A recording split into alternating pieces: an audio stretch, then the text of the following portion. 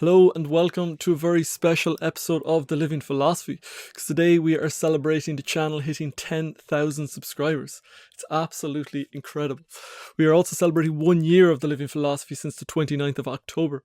It's really hard to believe that this time last year I was still bumbling through my 100 videos in 100 days. I was in the shallow waters of YouTube, and yeah, it's just mind-blowing to be here 1 year later celebrating 10,000 subscribers. It's absolutely mental. When I started doing this a year ago, it was unfathomable to me that I would reach this stage in such a short period of time. No idea what I expected, really, to be honest, but yeah, I couldn't be happier with how it's gone. And yeah, I just want to thank you all, because there's absolutely no way I'd be here if it wasn't for the level of support that comes through every week. So thank you so much. I can't express my gratitude enough. I wouldn't be here without you.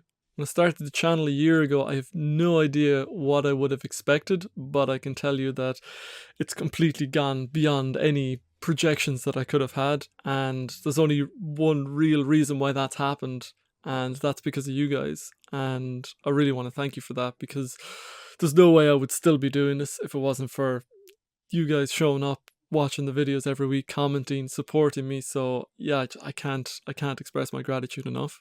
If you told me a year ago that I was going to be here after 1 year celebrating 10,000 subscribers at around the 1 year mark, I would have, yeah, there's no way I would have believed you. It's unbelievable, and I'm so happy with how this year has gone, and I just want to thank you all for that, because there's no way I would still be here if it wasn't for the level of support that I get every week, with people watching the videos, with people commenting on the videos.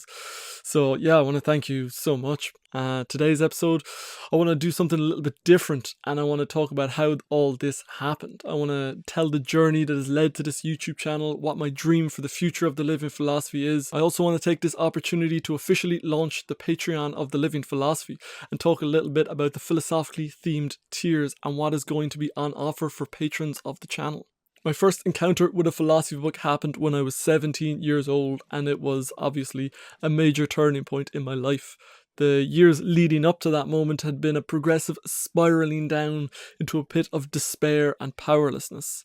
I did not handle the transition into adolescence that well. When I was in a small pond of primary school, I thought I was really smart, but moving into secondary school at 13, I was shattered by the realization that I wasn't the smartest person anymore.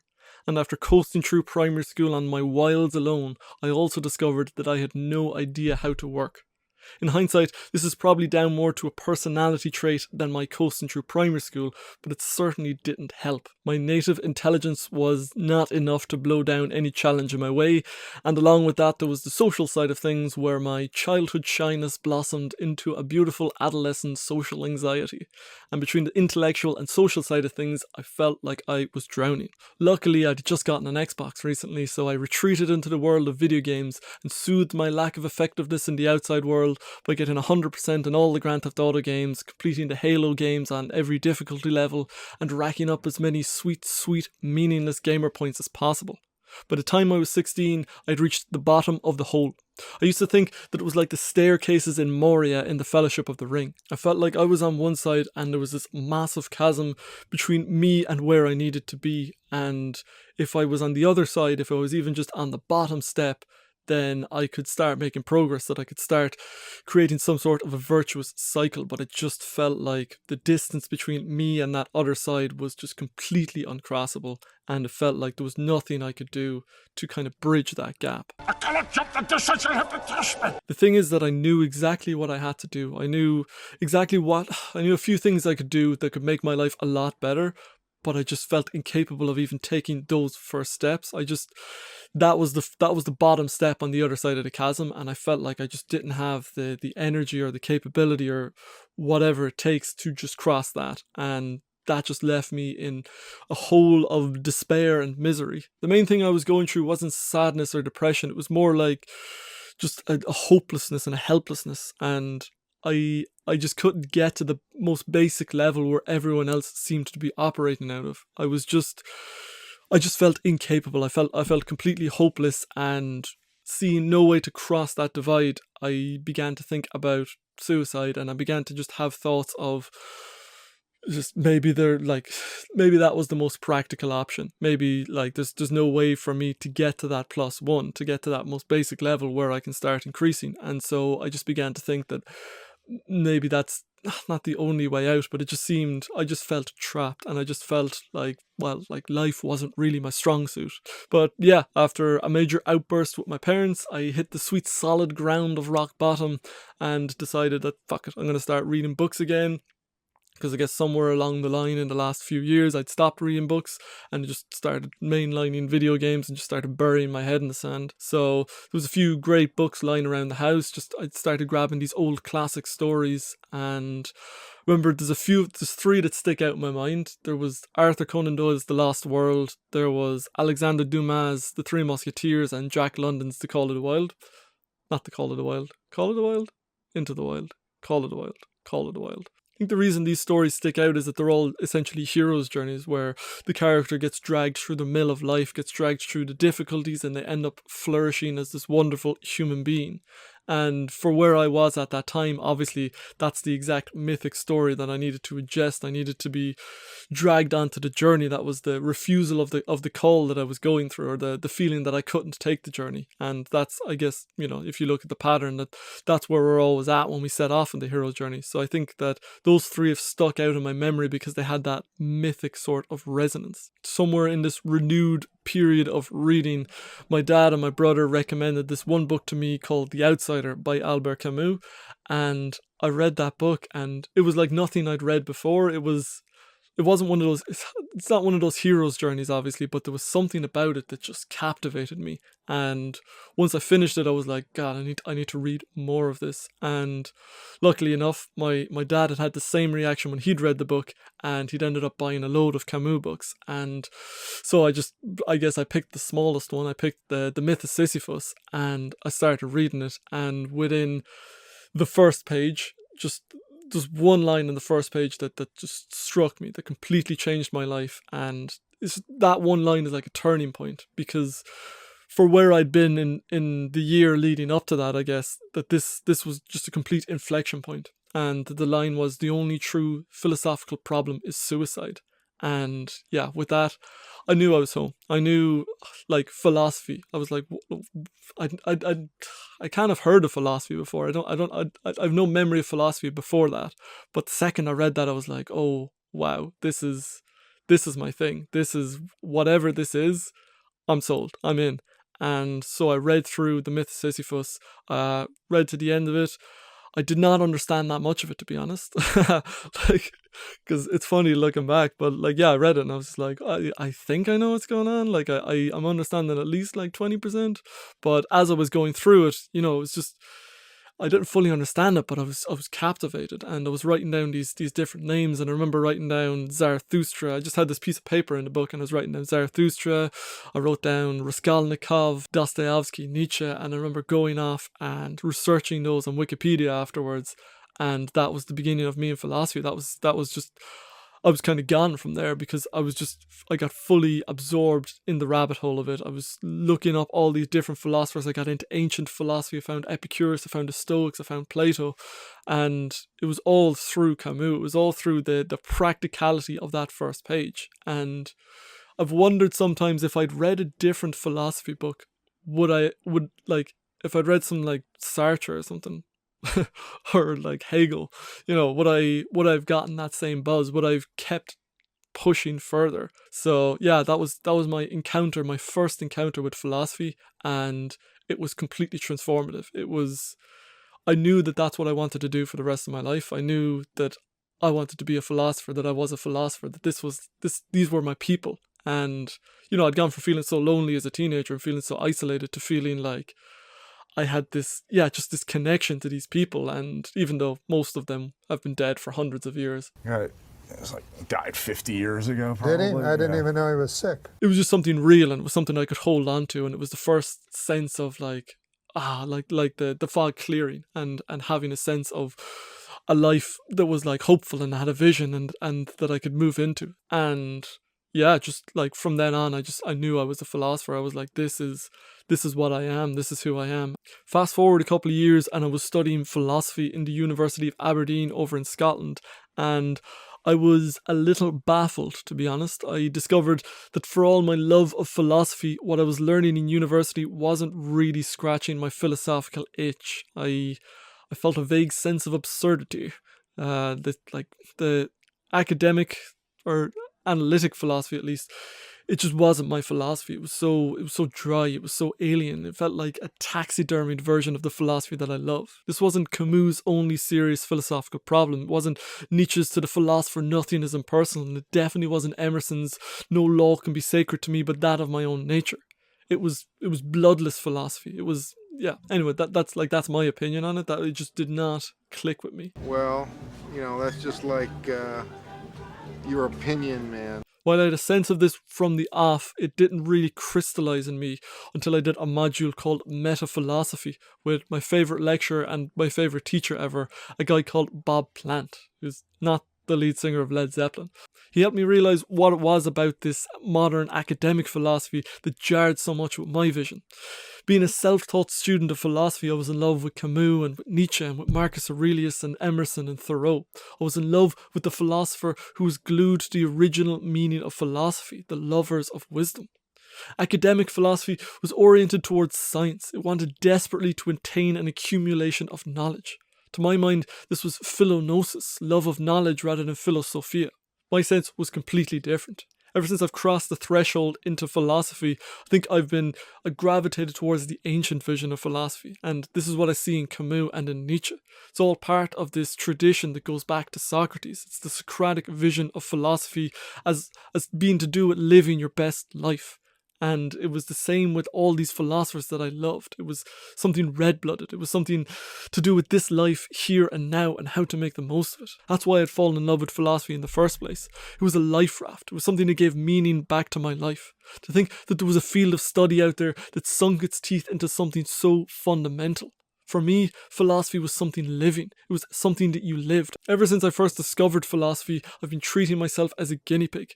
I've been experimenting with everything from lucid dreaming and meditation to barefoot running, cold water swimming, dream analysis and psychedelics. I've been vegetarian, I've been paleo, I've been a carnivore, I've studied personality systems, different religions, worked on my willpower, memorized poetry, speeches and historical dates using memory palaces. I've gone to men's groups, Toastmasters and Brazilian Jiu-Jitsu. For me, all of these studies and all of these activities, while not within the usual remit of philosophy, are intimately tied up with the philosophical life. It's Socrates' know thyself. It's Nietzsche's "to the philosopher nothing is impersonal." I didn't see any of this living philosophy in academia, but after that metaphilosophy course, what philosophy meant for me had crystallized. I knew that I didn't belong in academia, but I still had a dream. I wanted to found my own school of philosophy. My first notebooks as a 17-year-old are filled with thoughts on a new type of education, on what the best type of education might look like. The dream was already taking shape there, but I remember the day before leaving Aberdeen, I went into the courtyard of the epic Marshall College, the second largest granite building in the world that used to be a separate university in Aberdeen, and feeling the deafening silence as the granite walls soaked up all the noises from the outside. I was surrounded by the epic monument to education, and I dreamed of having the entirety of this ancient college as the home of my very own school of philosophy, and seeing the courtyard buzzing with the passionate talk of philosophy and of the best life. All of this is the DNA of the living philosophy. For me, the long-term vision of the living philosophy has always been aimed at these two things: finding my eudaimonia, my flourishing, and helping others to find theirs. This is the philosophy of the ancients, of Plato and Aristotle, Epicurus and Zeno. It's what Nietzsche wanted to do with his universities of the soul. For me, a school of philosophy isn't about theory. It's not about becoming specialised in one corner of knowledge.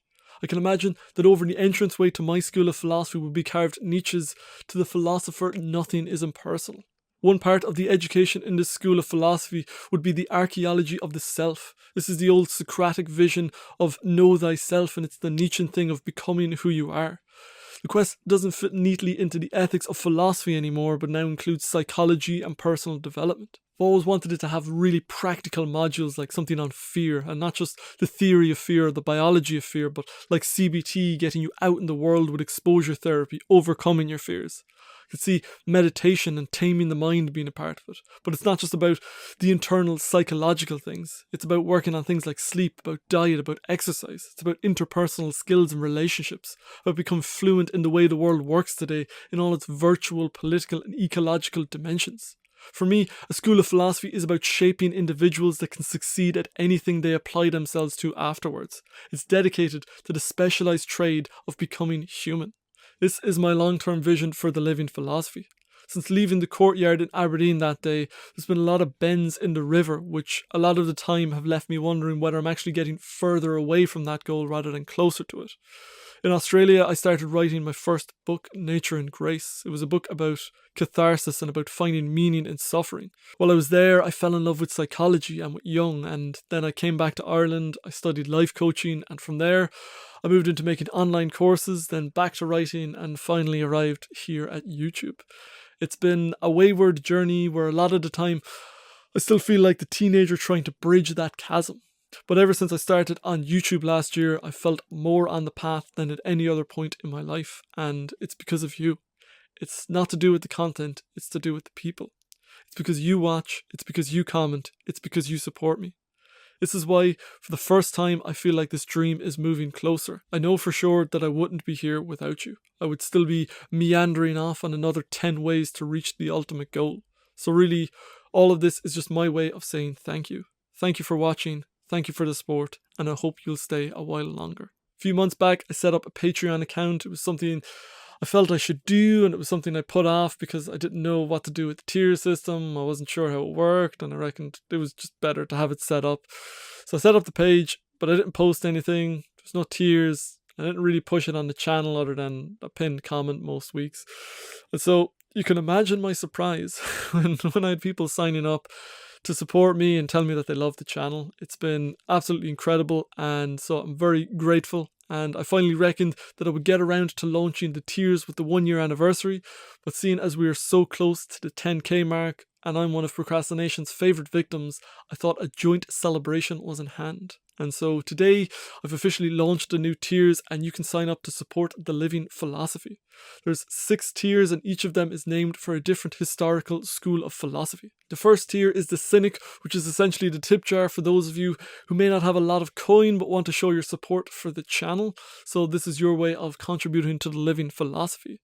The first proper tier is the Stoic, where you can show your love for the channel and you get the added bonus of seeing your name immortalized in the credits of all future videos. The third tier is the Existentialist, where, as well as getting your name in the credits, you will also receive a handwritten thank you note from me delivered directly to your door.